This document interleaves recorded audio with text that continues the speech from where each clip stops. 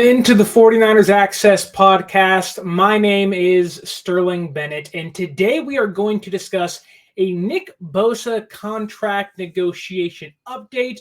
We got it about, 3 o'clock Pacific time here in the Bay Area, and I thought, okay, no one's really talking about this. Is it true? Is it not true? Should we be worried about where Nick Bosa's contract negotiations stand? Are you worried where Nick Bosa's contract negotiations stand? I've seen many fans out there saying that why hasn't he signed yet? Why hasn't John Lynch and Kyle Shanahan got this thing figured out yet? And why isn't the San Francisco 49ers best defensive player in the building following week one of the preseason? And why this new report says he might even miss week one, if not more, of the NFL regular season, about 26 days away from week one in Pittsburgh against the Steelers.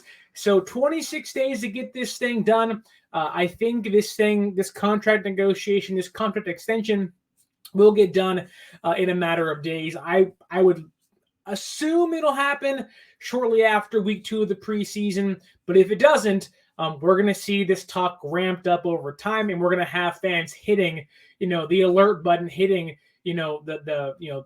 you got to get this done, John Lynch and Kyle Shanahan. So today we are going to discuss this new Nick Bosa contract negotiation. And I first want to toss this out to you. Would you be concerned with where the Niners' edge position is right now if they took this current group without Nick Bosa into the regular season? I'm talking Drake Jackson, Clelin Ferrell, Alex Barrett, Kerry Hyder, Robert Beal Jr., Taco Charlton, maybe even someone like a Breland Speaks. There are a lot of players currently on this team, Austin Bryant, that are going to make this roster. Some have high potential. Some are just veteran players to kind of fill a gap in the meantime. But how would you feel if that group went into the regular season this year without Nick Bosa if he doesn't indeed sign prior to week number one? I would assume, like many of you, I would say, I don't like that. I'm not a fan of going into the regular season without your best defensive player, going into week one of a arguably, if not one of the most important seasons in Kyle Shanahan's tenure in San Francisco. The plan's to win it all. Every game matters. You have to start off hot. You don't want to be 3-5 or 4-4 to begin the season, and having your best defensive player on the field, getting after the quarterback, forcing turnovers, getting pressure is a big part of what San Francisco wants to do defensively here. It also helps the secondary. So would you be comfortable with that group? Drake Jackson, Clelin Ferrell, Taco Charlton, Breland Speaks maybe, Kerry Hyder, Alex Barrett, Austin Bryant going into the regular season with no Nick Bosa. How would you feel with that? I would assume you would say, I'm not a big fan. And keep this in mind. If you're saying, 1 week, whatever, no big deal.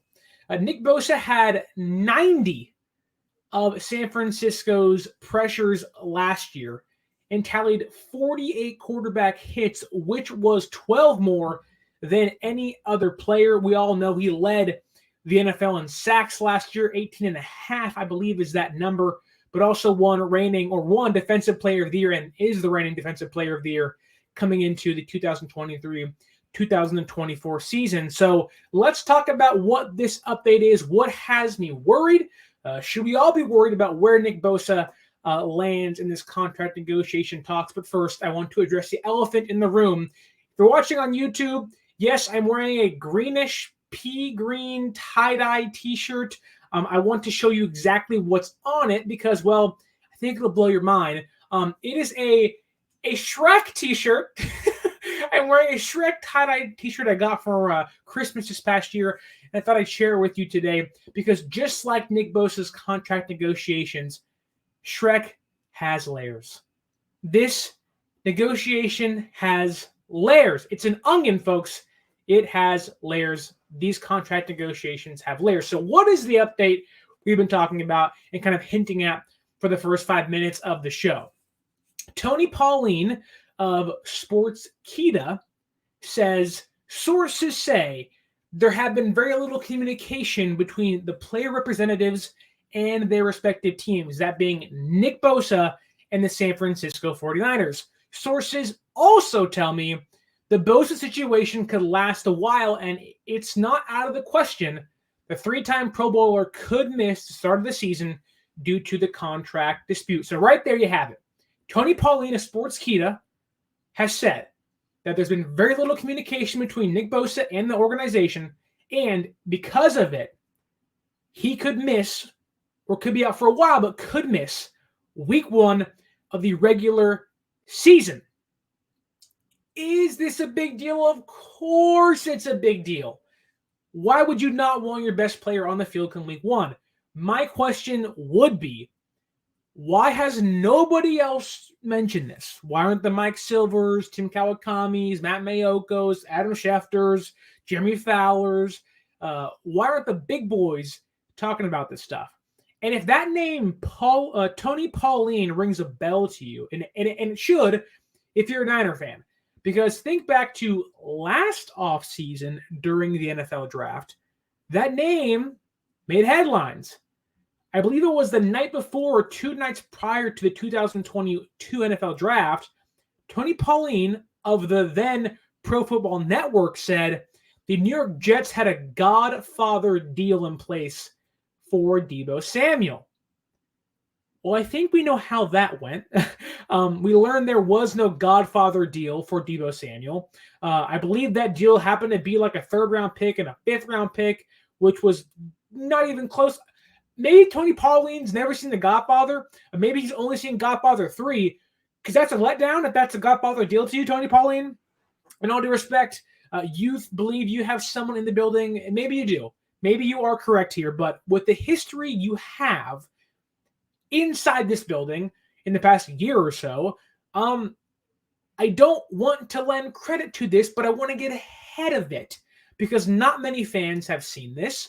Not many publications have picked it up.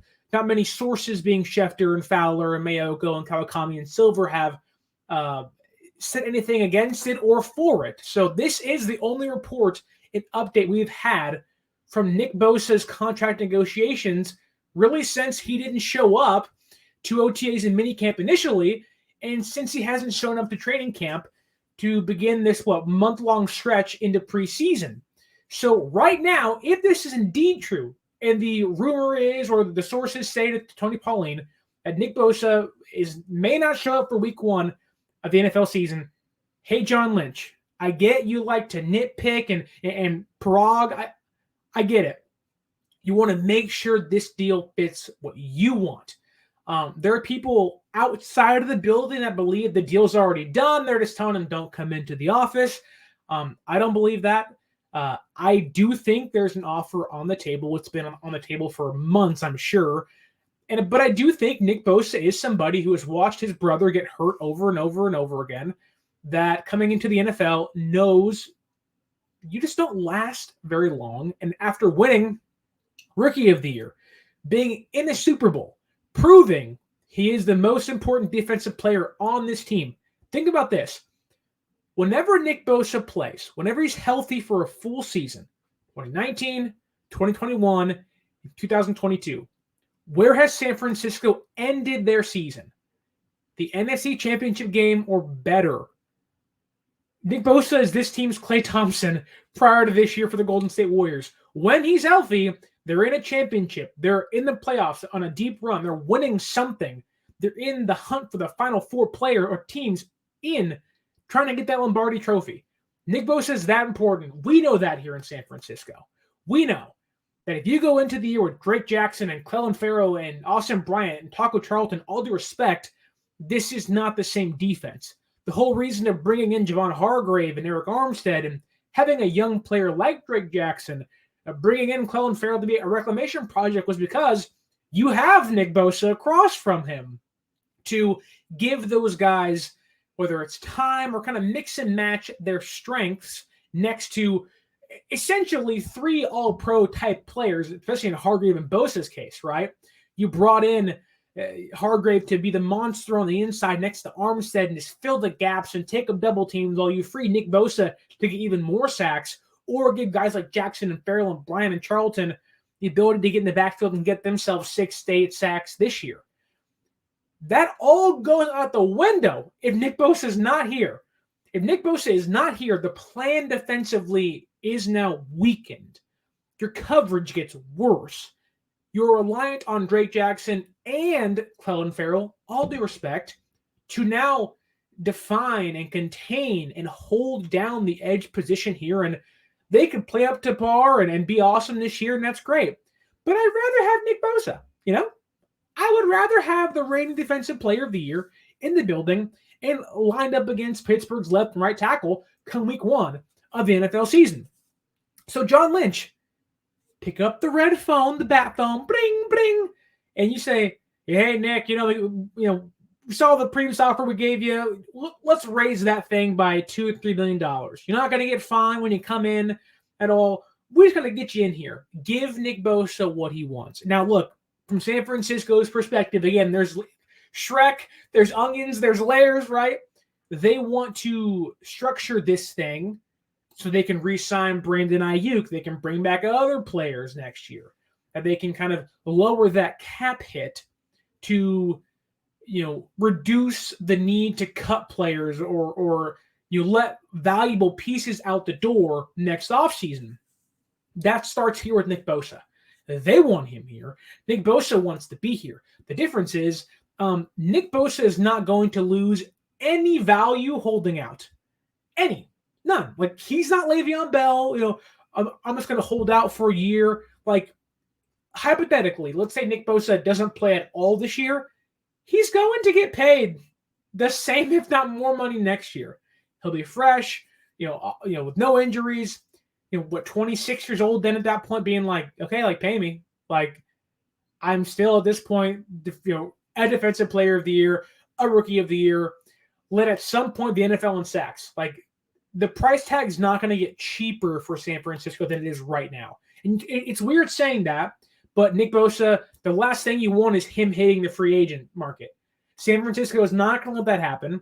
And that's, a long ways away, but things can get there if maybe there's a dispute, like Tony Pauline says, or if there's disagreement on certain things, right? Bosa could say, I'm kicking my ball and I'm going home.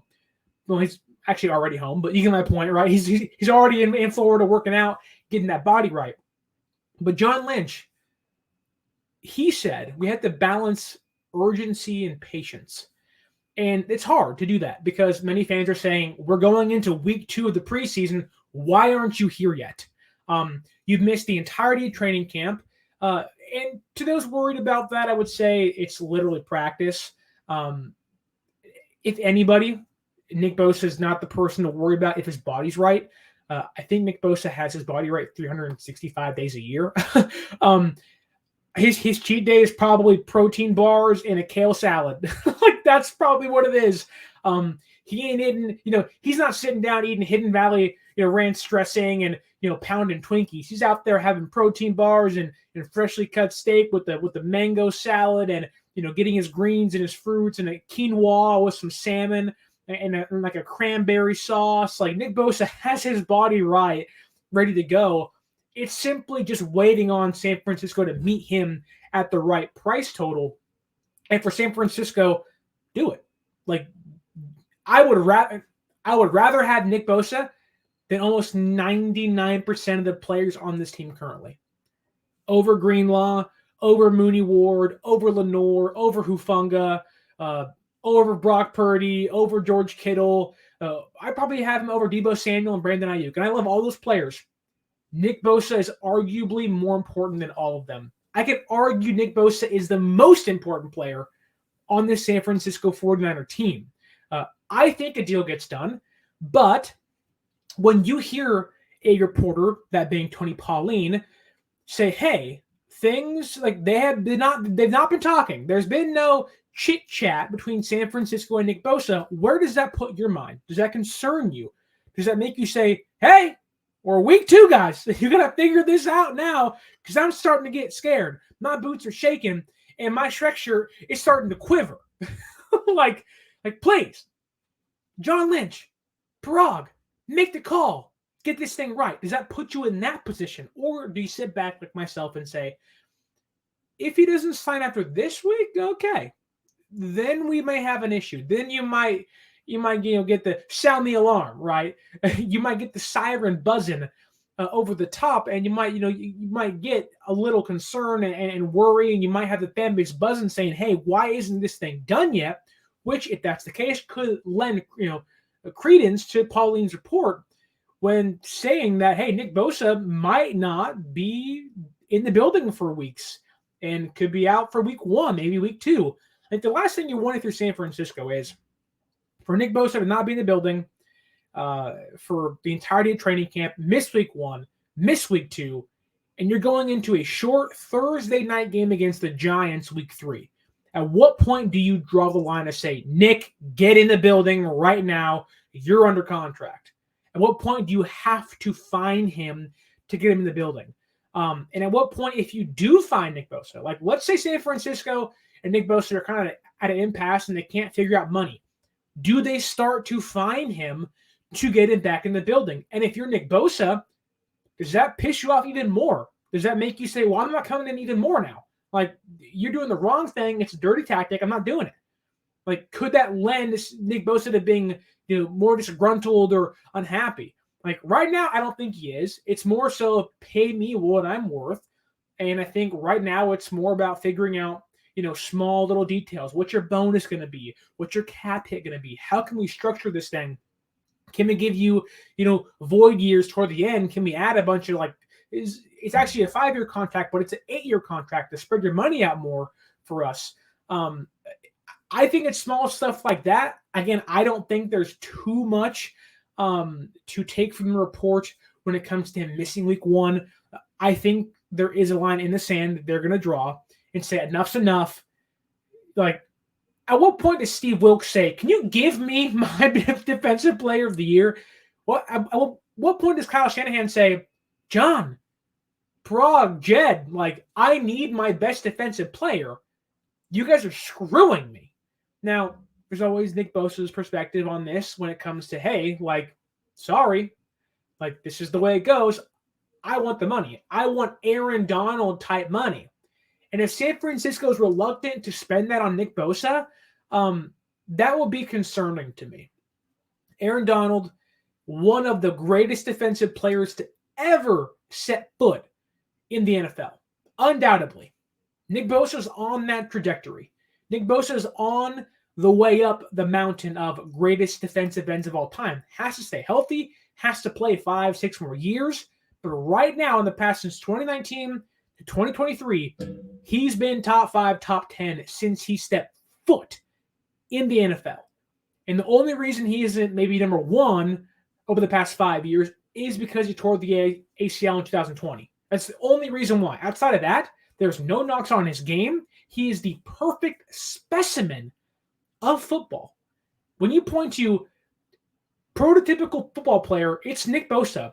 Jacked to the core, biceps like freaking Hulk Hogan in 1982, picking up under the giant and slamming him down. That's Nick Bosa. With the freaking 8-pack chiseled into his core. You cannot, Quadzilla, you cannot find a player built like Nick Bosa in the NFL. There's only one Nick Bosa. He's the best defensive player at edge rusher on the team in the NFL. They have to get this done. But with the idea that if Nick Bosa is indeed going to hold out, could miss the start of the season, does that worry you? Does that concern you? That would worry me. But realistically, are you sitting there at your house, at your job, in your car, on the way to work? Are you sitting there saying, why hasn't Nick Bosa signed yet? Could it be there isn't communication, which is what Tony Pauline says? I don't believe that.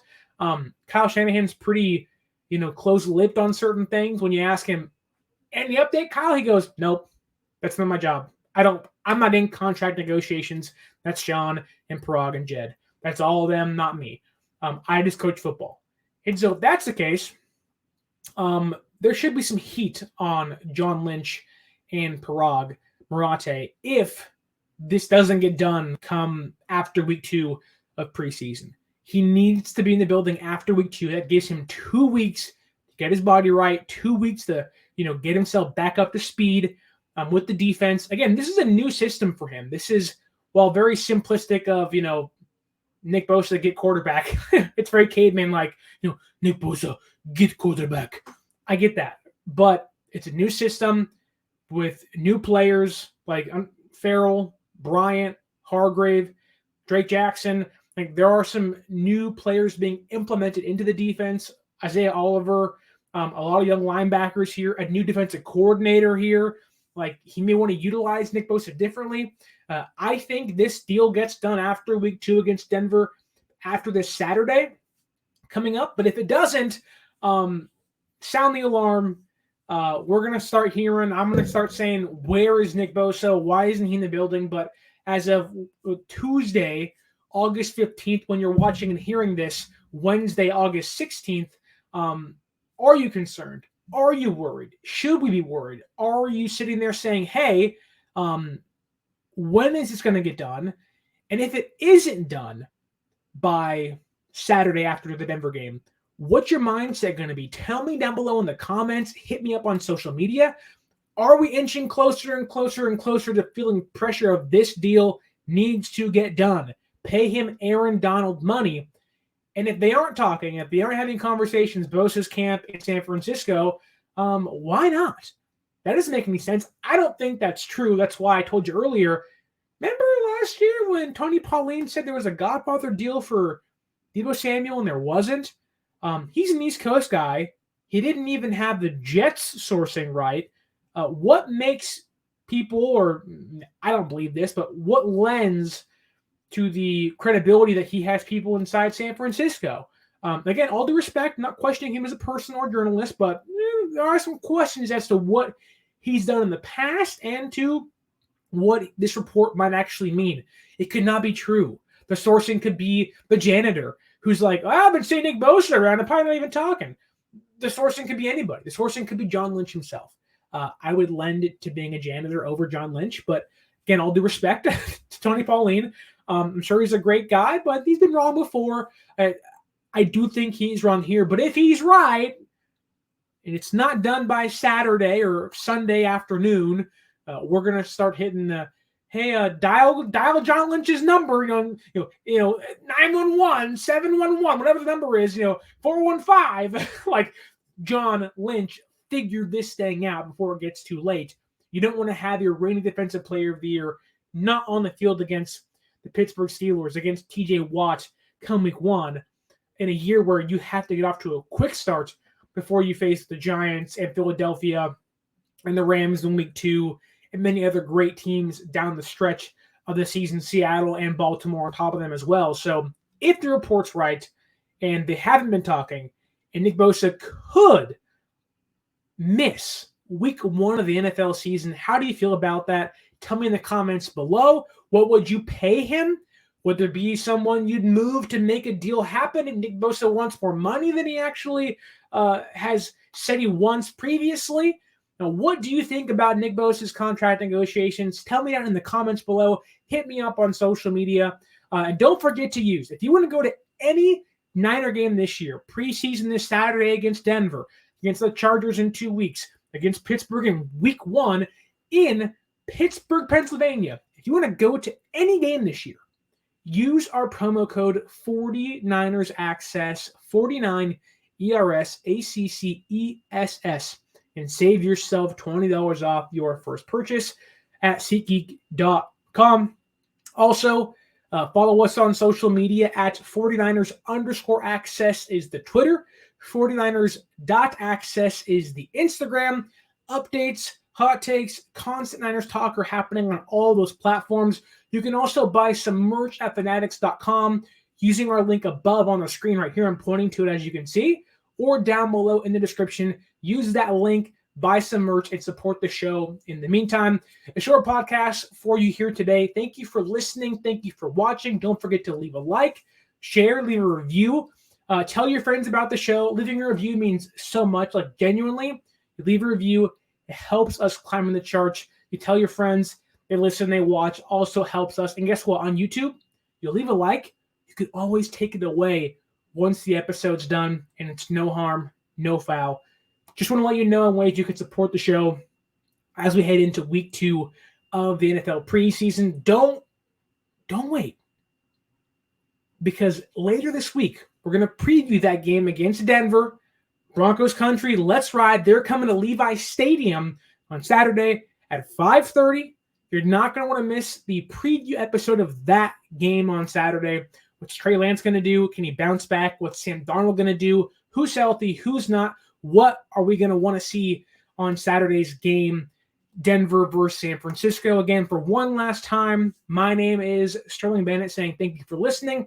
Thank you for watching. This has been the 49er Access Podcast. And until next time, stay faithful.